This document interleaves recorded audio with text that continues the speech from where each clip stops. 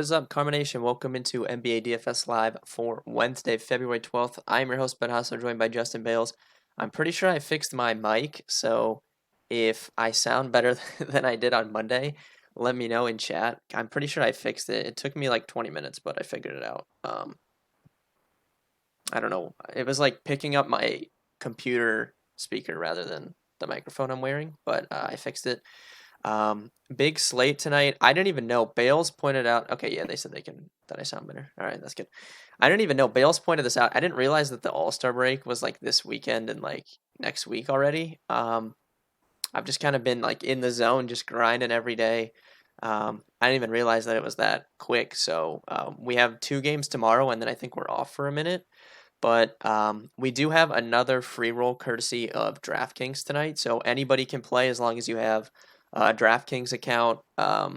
So just head over to Twitter and you'll see it in the pinned tweet. You can get in that $500 up for grabs for free in total prizes. I don't really know if you're watching this why you wouldn't get in it, considering it's literally free and you can win money. So get into that for tonight. You can take on Bales and I.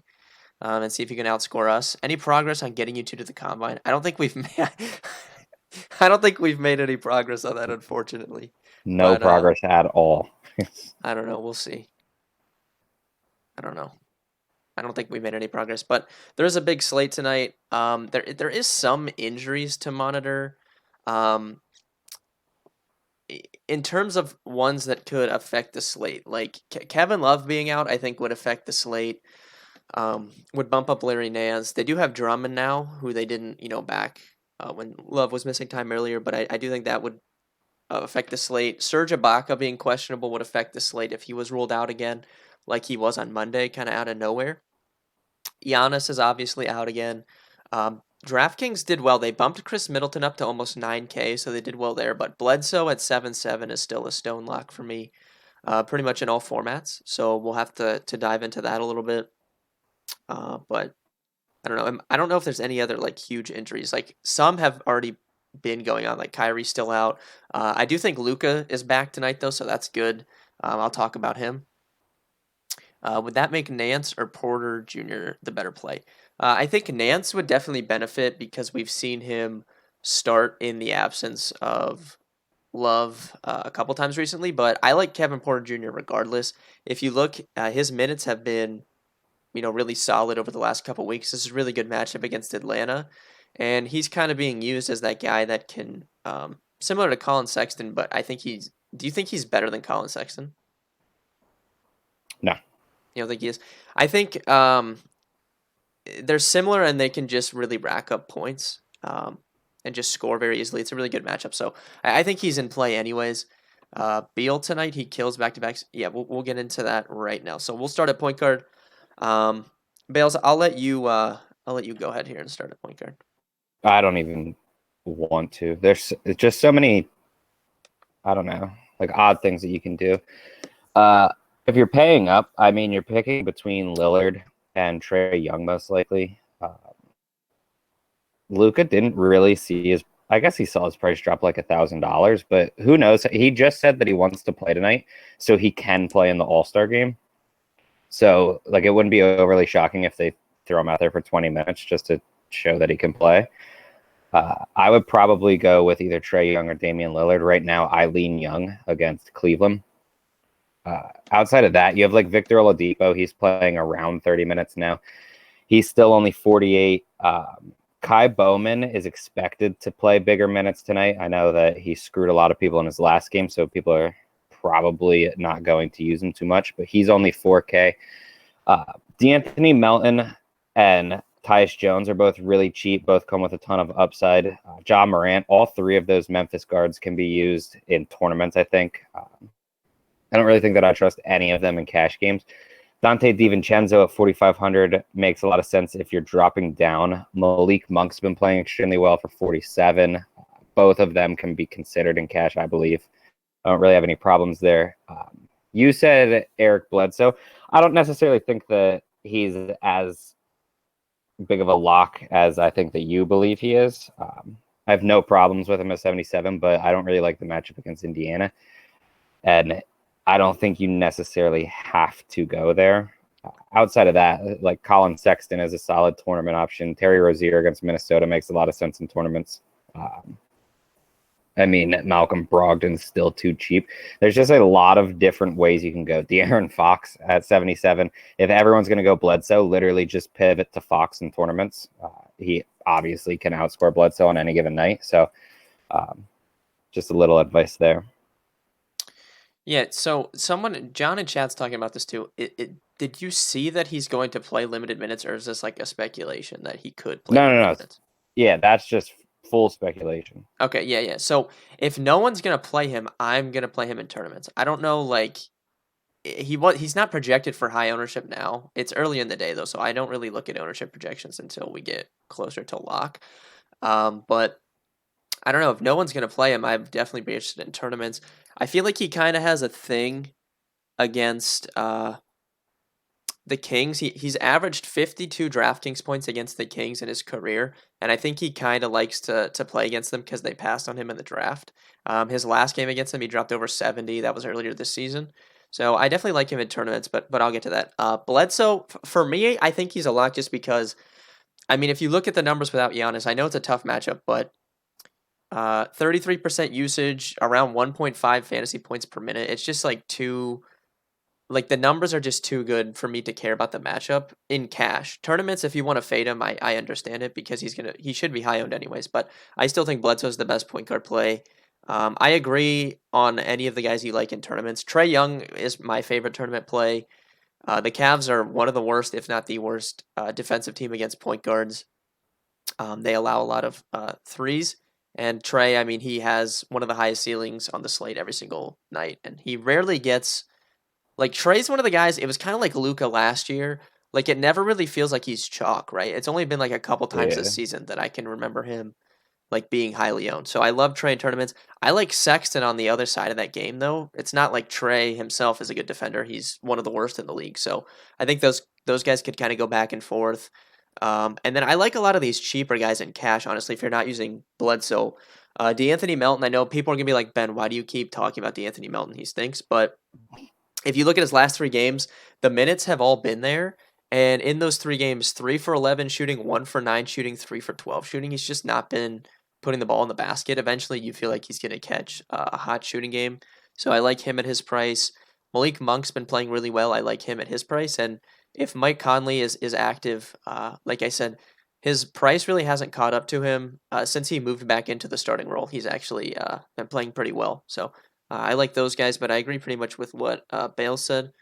Bales, you can go ahead with shooting guard.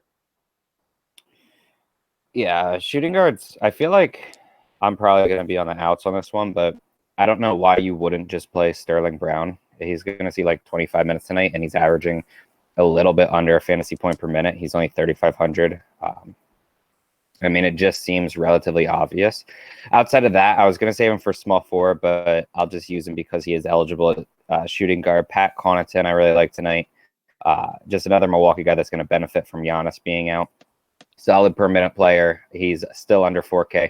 You can obviously use Oladipo here. There are a lot of guys that we discussed at point guard that you can use, so I'm not going to go over everyone again. Devin Booker and Bradley Beal are both solid tournament options. I'm not really going up that high, I don't think, in cash games. Once again, I'll say Malik Beasley. If he's going to see big minutes, he has the chance to explode on any given night, and he gets a matchup against Charlotte, who just has an atrocious defense, even if they're slowing the game down. And then I have really no problems taking guys like Buddy Hield or Bogdan Bogdanovic. Both can put up really big games against a team like Dallas, and neither one is overly expensive at this point. Yeah, I agree with that. I had Brown down for tournaments. I'm not sure if I would play him in cash. I think there's a lot of cheap guys on the slate, but Yeah, I I don't would have any listen to the argument, I think. I think most people will probably look at it like that, and I don't have any problems because he's not going to get a ton of ownership. But I mean, if he's playing 20 plus minutes for what 3,500, like Sterling Brown is a very good option. He last night was it last night? 2 nights ago when Giannis was out, he dropped like almost 30 or something in like 25 minutes. So I don't know. He just seems way too cheap if they're going to give him like 20 to 25 minutes. Yeah, there's some really cheap forwards I like, which I'll get to, but I would definitely listen to that. Oladipo, I think, is probably going to be the chalk shooting guard again. He was on Monday, had a good game for his price. He's still just too cheap, but this is again, this is someone I'm comfortable fading at high ownership if he's going to be high owned because it's not like he's not going to play a ton of minutes. Um, so I don't mind fading him in tournaments, but you can play him in cash for sure. Dylan Brooks, I like a lot. Again, he's had a couple bad games in a row, but if you look at it, it's 4 of 17 and 4 of 12 shooting. So he just hasn't been shooting the ball very well, but the minutes have been there. So I like to get back on Brooks.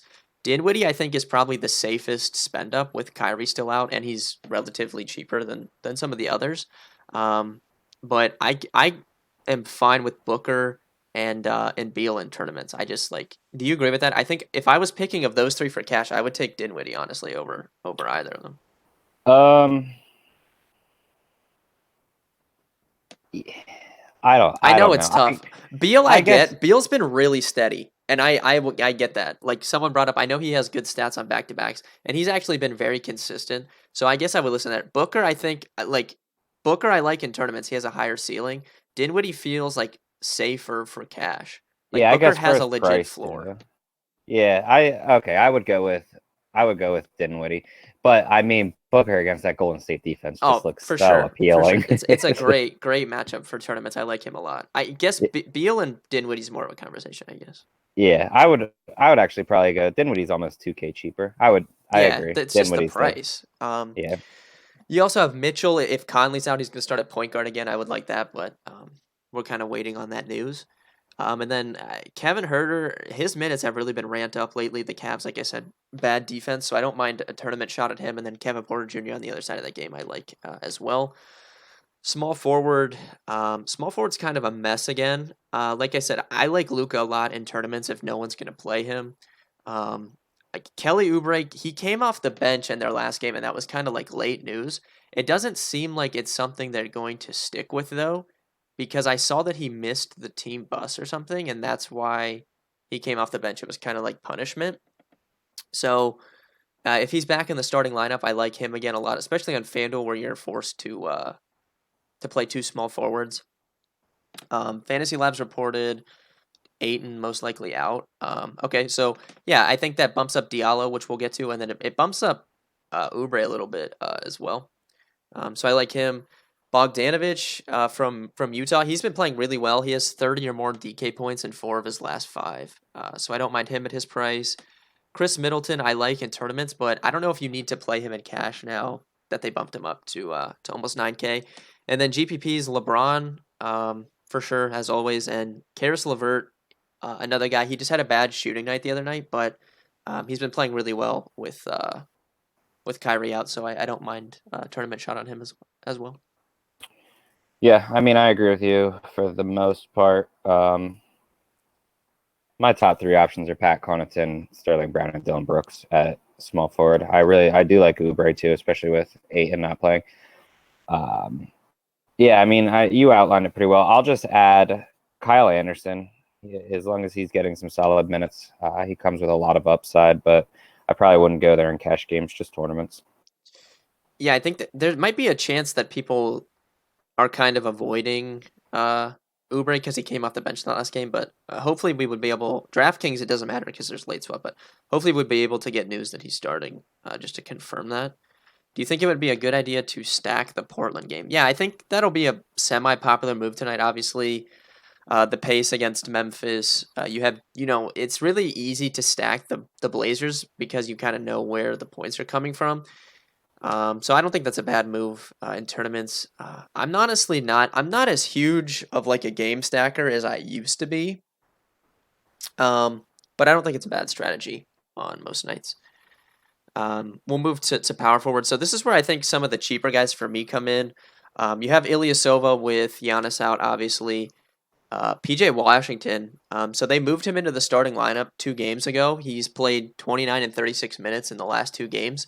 If he's starting again, I think he is definitely viable at his price tag. James Johnson's seen 20 and 28 minutes in his 2 games in Minnesota. I think he's viable at his price. He's 3,500 on DraftKings. That's really cheap.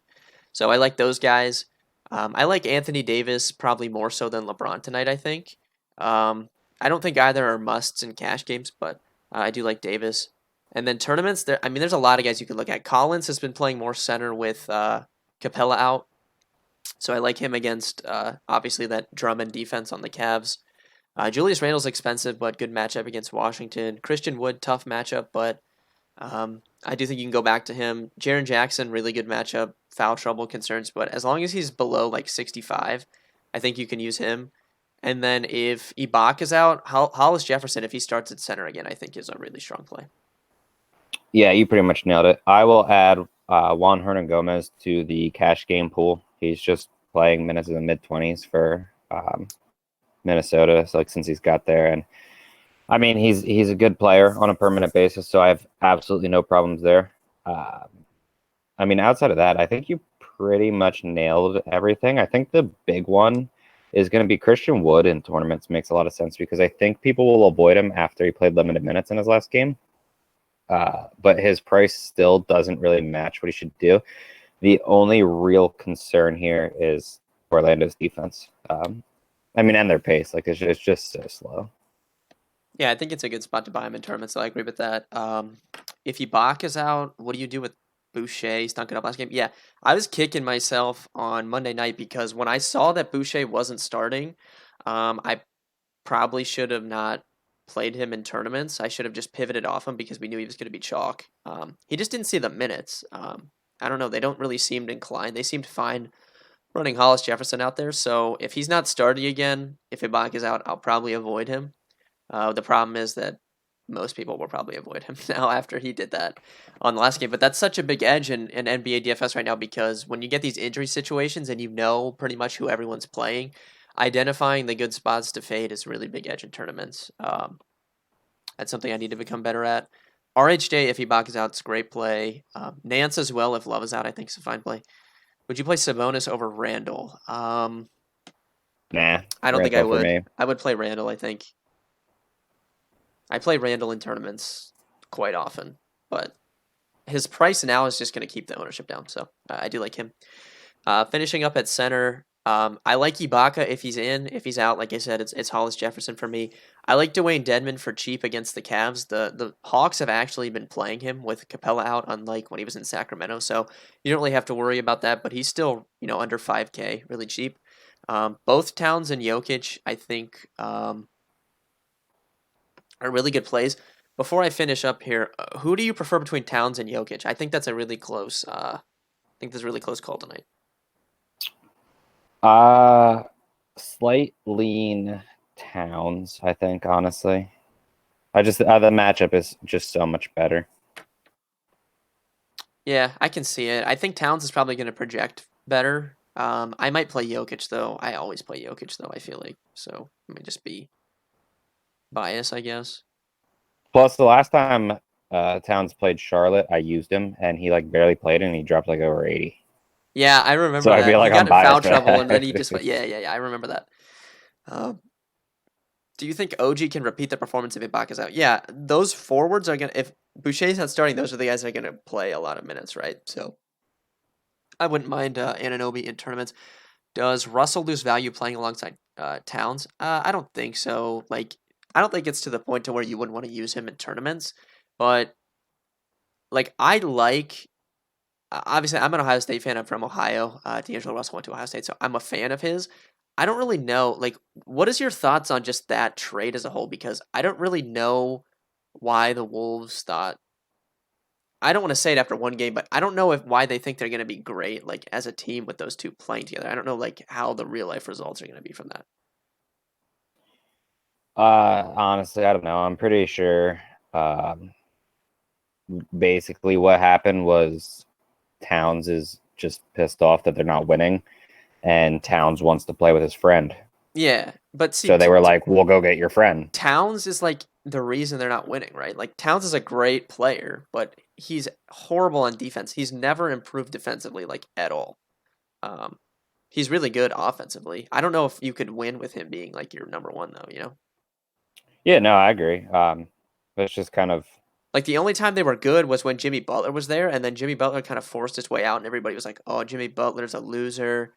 he can never stay on a team, but maybe he just like didn't want to play with guys that didn't take it as serious as him or whatever, and now it kind of looks like, it wasn't Jimmy Butler that was the problem there.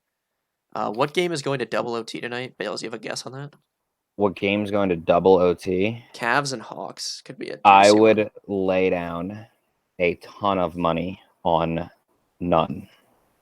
None. No, no Yeah, yeah. games for I mean double that's OT. obvious, but if you had to pick one, I think Cavs and Hawks could be a good one. Cavs and Hawks, fine.